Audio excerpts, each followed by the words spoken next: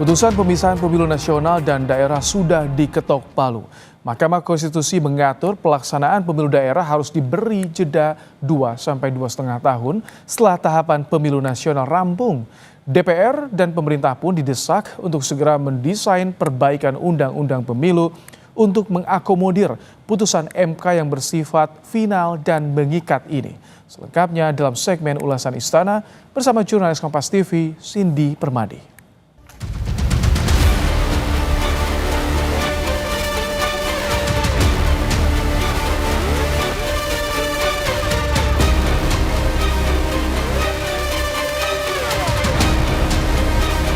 Pemilihan dilaksanakan secara serentak di seluruh wilayah Negara Kesatuan Republik Indonesia untuk memilih anggota Dewan Perwakilan Rakyat Daerah Provinsi, anggota Dewan Perwakilan Rakyat Daerah Kabupaten Kota, dan Gubernur atau Wakil Gubernur, Bupati atau Wakil Bupati, dan Wali Kota atau Wakil Wali Kota yang dilaksanakan dalam waktu paling singkat 2 tahun atau paling lama 2 tahun 6 bulan sejak pelantikan anggota Dewan Perwakilan Rakyat dan anggota Dewan Perwakilan Daerah atau sejak pelantikan Presiden atau Wakil Presiden. Menolak permohonan pemohon untuk selain dan selebihnya.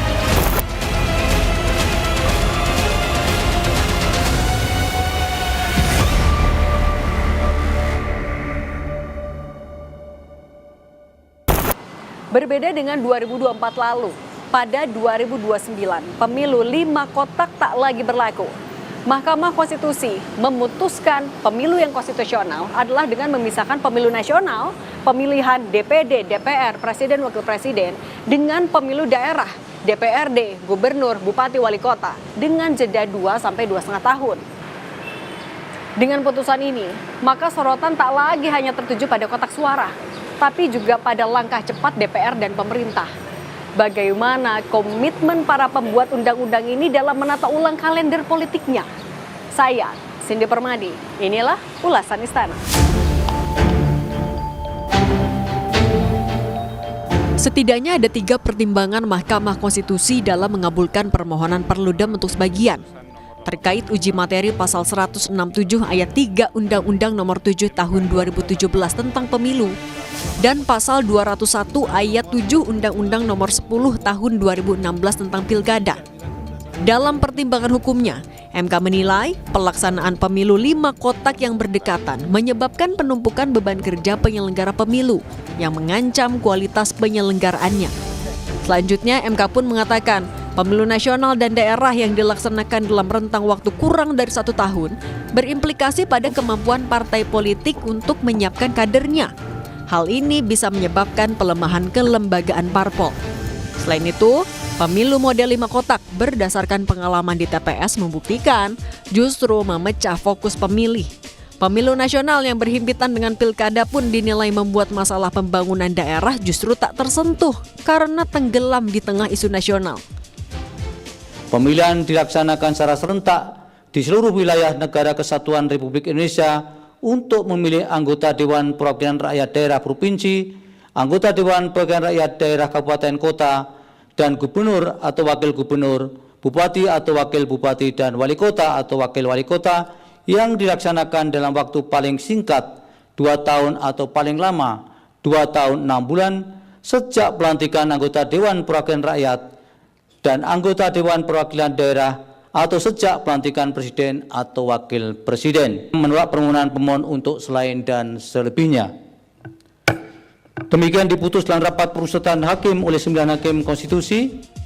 Mendengar hasil putusan MK, Ketua KPU RI Muhammad Afifuddin tak menampik jika pemilu yang dilaksanakan secara berdekatan ini berdampak pada beban kerja yang lebih tinggi. Ia mengatakan KPU menghormati putusan MK dan berharap putusan ini bisa segera diterjemahkan dalam bentuk undang-undang yang mengakomodir masukan dari semua elemen. Bagi penyelenggara ketika pelaksanaan tahapannya sangat berhimpitan itu bagaimanapun mau tidak mau berdampak terhadap beban yang bersamaan dalam satu waktu. Tetapi kan kami juga tetap akan melaksanakan itu dan pernah melaksanakan itu. Kalaupun ada putusan Mahkamah Konstitusi ini, pertama tentu kita apresiasi, kita hormati, dan yang kedua nanti bagaimana menurunkannya dalam bentuk aturan, undang-undang pemilu dan seterusnya. Sebagai tindak lanjut, pemerintah pun bakal mempelajari konsekuensi teknis serta implikasi lainnya. Apalagi putusan MK ini harus selaras dengan desain keseluruhan sistem pemilu. Dan memang pemisahan antara pemilu nasional dan pemilu lokal kami pelajari menjadi salah satu opsi dari masukan-masukan tersebut. Namun tentunya kan harus sinkron dengan desain keseluruhan sistem pemilu. Nah, karena itu kami akan pelajari, kami akan menyusun satu simulasi kira-kira konsekuensi secara teknis apa saja. Dari sudut pandang parlemen, Wakil Ketua DPR RI Sufmi Dasko Ahmad memastikan pembahasan terkait konsekuensi putusan MK harus dilakukan secara hati-hati. Meski belum menargetkan tenggat waktu penggodokan revisi Undang-Undang Pemilu, namun Dasko bilang DPR akan menghitung waktu yang dibutuhkan untuk merampungkan kajian sebelum tahapan pemilu dimulai. Dalam menyikapi keputusan dari MK yang juga harus disikapi dengan hati-hati karena itu merupakan langkah yang penting, kami akan berapa kali mengadakan rapat dengan lembaga-lembaga terkait untuk kemudian nantinya tentunya menghasilkan produk yang benar-benar baik. Anggota Dewan Pembina Perkumpulan untuk Pemilu dan Demokrasi atau Perludem, Titi Anggraini, mengingatkan parlemen untuk tidak menunda proses revisi Undang-Undang Pemilu. Titi bilang banyak PR yang harus dituntaskan, seperti masa transisi, perpanjangan anggota DPRD, hingga pengisian kursi penjabat kepala daerah. Tugas ini berdasarkan pengalaman tak pernah bisa selesai dalam waktu singkat. Saya kira itu juga jadi evaluasi mengapa revisi Undang-Undang Pemilu itu tidak boleh ditunda. Apalagi kalau misalnya pembahasannya 2026. Saya mengikuti pembahasan RUU Pemilu sejak lama, tidak akan pernah cukup kalau waktunya itu 1 tahun.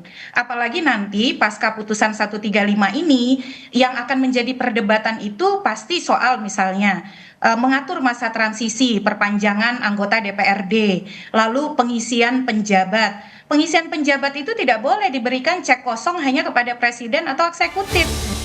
Sambil menunggu perbaikan undang-undang, partai politik kini mengkaji dampak pemisahan pemilu nasional dan daerah. Wakil Ketua Umum Partai Amanat Nasional, Edi Suparno, menyoroti potensi penambahan biaya sebagai salah satu konsekuensi.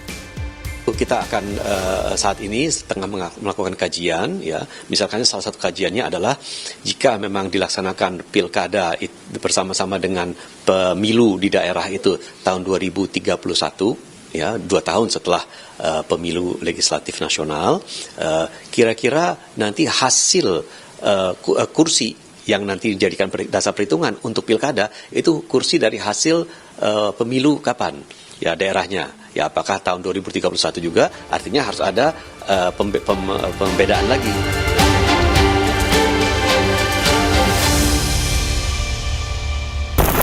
Pemilu serentak yang selama ini dimaknai sebagai pesta demokrasi terbesar di Indonesia bakal mengalami perubahan fundamental. Terlepas dari pro dan kontra, putusan MK ini harus jadi momentum perbaikan sistem pemilu. Tidak hanya soal aturan teknis, tapi bagaimana bisa menjadi jembatan antara harapan masyarakat dan masa depan negara.